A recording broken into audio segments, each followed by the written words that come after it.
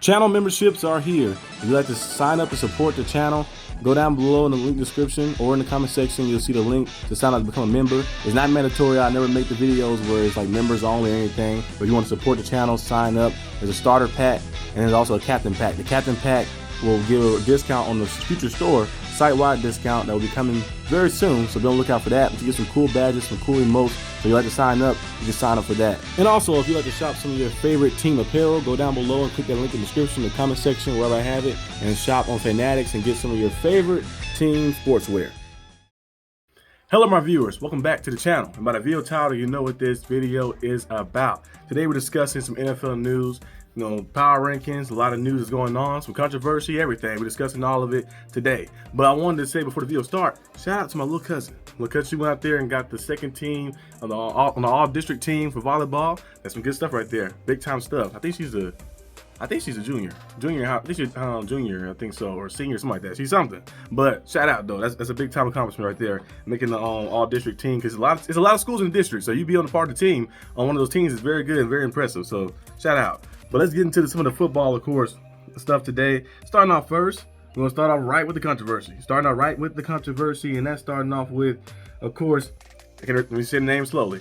Azeez Al-Shaair getting suspended. You guys know the crazy hit that happened when he went in there and hit Trevor Lawrence. Trevor Lawrence was giving himself up. Now we've seen this happen before. When Teddy Bridgewater got hit like that before too as well. And some other players that got hit like that sliding down. Like Cam Newton got hit like that before sliding down. But Trevor Lawrence was giving himself up completely. Now I've seen quarterbacks do some stuff like Patrick Mahomes did against the 49ers where he faked like he going out of bounds and cut back in. They would have hit him right there. They might got a penalty for that. I seen Caleb Williams on that Thursday game against the Lions. He was going out, he cut back in, and kind of slowed himself down, did some awkward slide, and the defender tackled him, hit him out of bounds.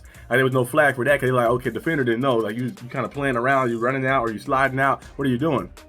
This time, Trevor Lawrence was giving himself up. He gave himself completely up. He ran, got the yards he got, he slid, and then he still came in there. And I know people kept saying, well, he only hit with the forearm. Well, coming in there full speed, you're flying in with a forearm. We've seen many players hit their head on the back of that ground and get concussions. We've seen Tua get concussions like that before, and many other individuals around the league get concussions from hitting their head on that ground. So he came in there, of course, with the forearm like that and sliding in there, but he should have braced himself really, because the quarterback already got the yards he got. Brace yourself, you go in there. Most people come in they slide, they come in there, they stop him a little bit, but he kept going in, hit him with that. It was a nasty hit. It led to a big brawl out there too as well. Rightfully so. Evan Ingram went out there and stand up for his quarterback and stuff, but Trevor Lawrence took a nasty hit to the head. That was a big time hit.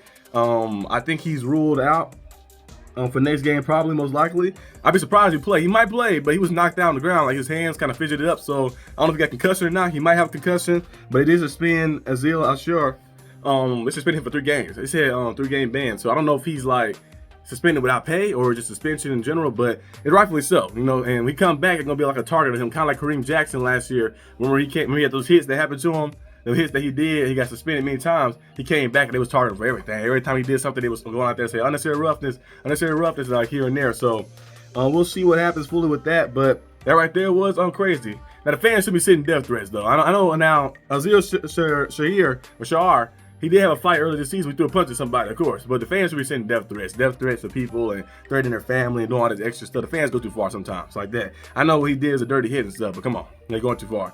But that situation right there led to suspension.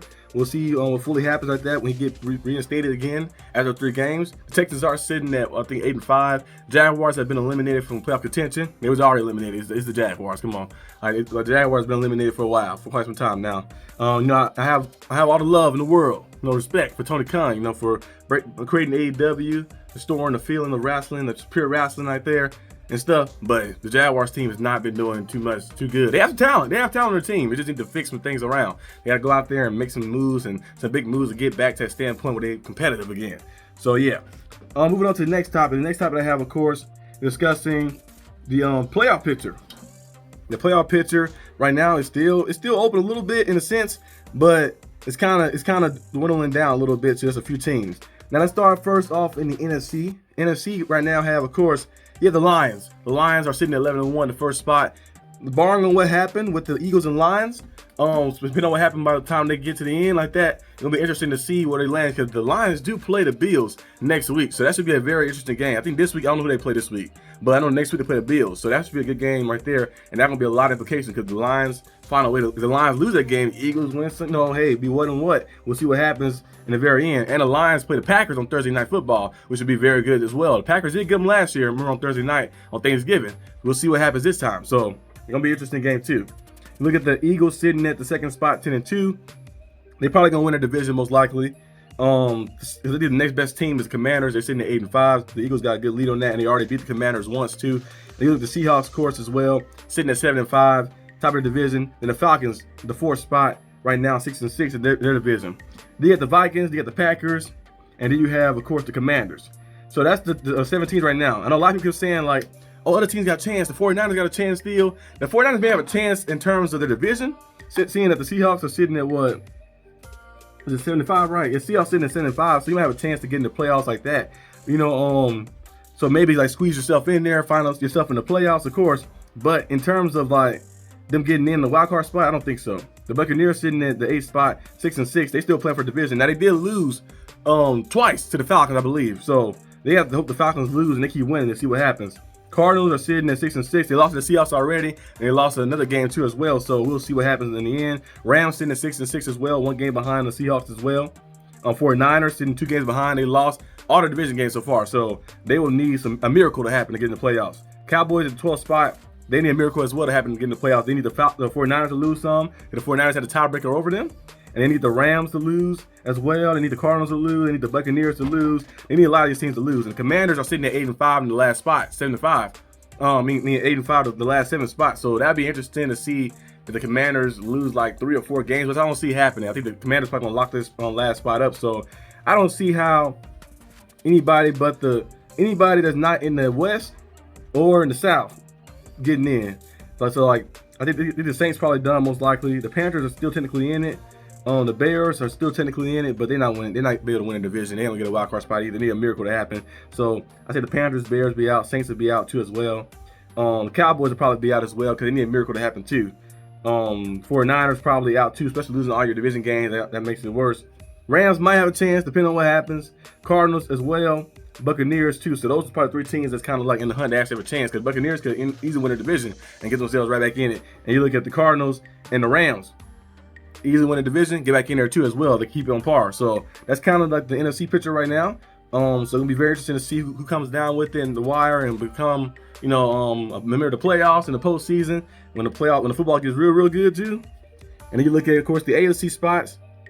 Right now they have, of course, the Chiefs at the 1st spot, the Bills the 2nd spot, and then you look at the Steelers sitting at the 3rd spot. You got the Texans sitting at the 4th spot. You got the Chargers sitting at the 5th spot, Ravens sitting at the 6th spot. After losing, they drop down. And then you got the Broncos sitting at the 7th spot. So, yeah, that's kind of the playoff teams right now. And then you look at, of course, the Colts. The Colts right now are the 8th spot right now, sitting at 6-7 on the cusp of the bowl. They need the Broncos to lose some games. Like the Broncos, Ravens, the Chargers. I don't see the Ravens losing a lot of games, but I know they lost 5 right now, but the Ravens, they probably find themselves in it. But they need the Ravens, Broncos, the Chargers, somebody to start losing. And the Broncos and Chargers play each other. And then they play the Chiefs as well. The Chiefs always find a way to beat those teams for some reason. So they might can see maybe something happen, a miracle they can get in there. The Colts, the Dolphins messed themselves up. They won that last game against the Packers. They'd be sitting in good position. But luckily that loss was an NFC loss, so they still have a chance technically. So they're sitting in the 9th spot right now. There's only 7 spots in the playoffs. So the Colts sitting at 8, at 6-7. Dolphins sitting at 9th, at 5-7. And then of course have the Bengals. I think the Bengals are done though, 4-8. Need a miracle to get in there. Browns, same thing, need a miracle. And the Jets, same thing, need a miracle. And Titans need a miracle as well. So those teams are probably done. But the Dolphins and Colts are still technically in it. 2 games, I think like 2 or 3 games behind. Colts 2 games behind. Dolphins haven't played an extra game yet. They're 3 games behind. So we'll see. We'll see what happens. We'll see what happens with that situation, the AFC playoff picture and the NFC playoff picture. Let's move on, of course, to the last topic, the power rankings. NFL power rankings. They did come out. Let's see who is on each chart. Who's on number 1? I believe number 1 probably the Bills, most likely. Or the Lions. Yep, the Lions are number 1. Lions sit number 1 in the rankings. Then you got the Bills at number 2. Eagles sit at number 3 in the rankings. Chiefs at number 4 in the rankings. The Vikings moving up to top 5 now. Finally, they gave Vikings some love. The Vikings sitting on the 5th spot. Packers sitting at the 6th spot. The Steelers move up 1 spot, top 10 team. It was 8 last week. Now they're sitting in the 7th spot. Ravens dropped down 3 spots to the 8th spot. You got the Chargers, the 9th spot. The Broncos, 10th spot. Commanders, 11th spot.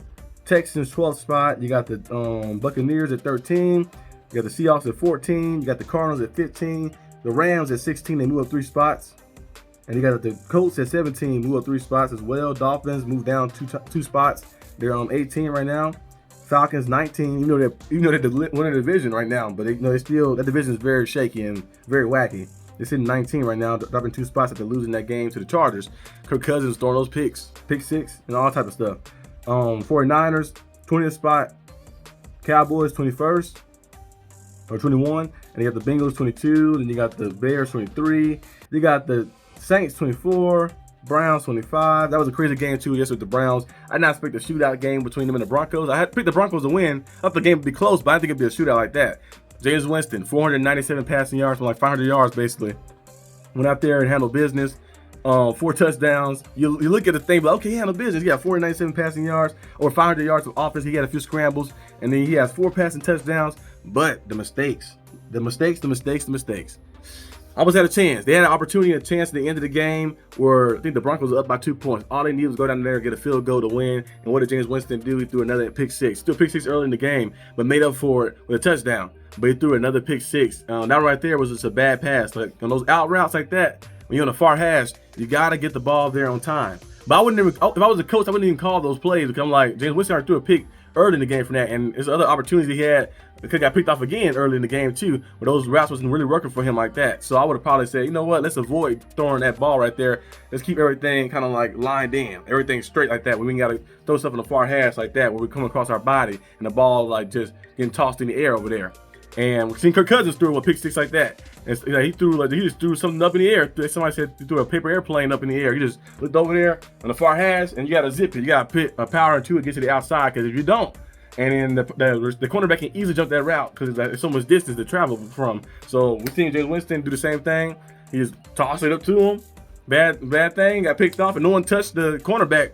They just let him get back up and just run into the end zone. So yeah, so it's some opportunities out there that they missed. And Winston did a good job of like slinging that ball down in there. He's a gunslinger. Of course, you're gonna have a lot of turnovers and stuff, but you can't have the costly turnovers that cost you right there. Those are the ones that cost you. Then Winston has thrown the most pick 6s since entering the league. Him and Matthew Stafford.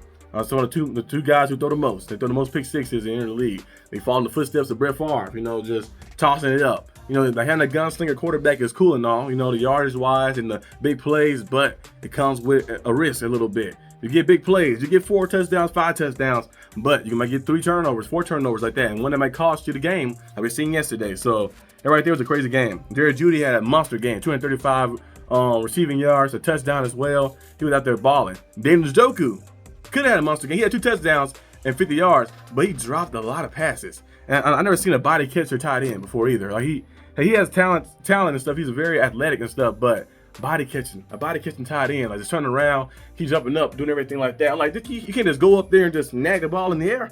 So hopefully they work with that, fix that up a little bit too. But the Browns, they got some talent on their team. They might need to roll with James Winston maybe. But Deshaun Watson, they pay him all that money, so we'll see what happens with the situation. But that game right there was very, very crazy. Panthers at 26.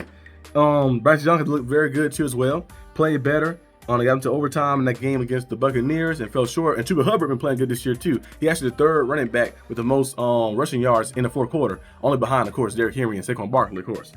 New York Jets at 27. You got the Titans at 28. Patriots at 29. You got the Raiders at 30. Giants at 31, and you got the Jaguars at 32, the last spot, the worst team in the NFL. So that's kind of the power rankings right there. Let me know what you guys think about the power rankings. You think somebody should be ranked higher, or you think somebody should be ranked lower or something? And also who you got making the playoffs, the playoff predictions, who you got getting in there and find themselves in that playoff spot. That's all I have for today's video. Hope you guys enjoyed it. If you did, like and subscribe for more content. And I'll see you guys next time on the channel. Peace out.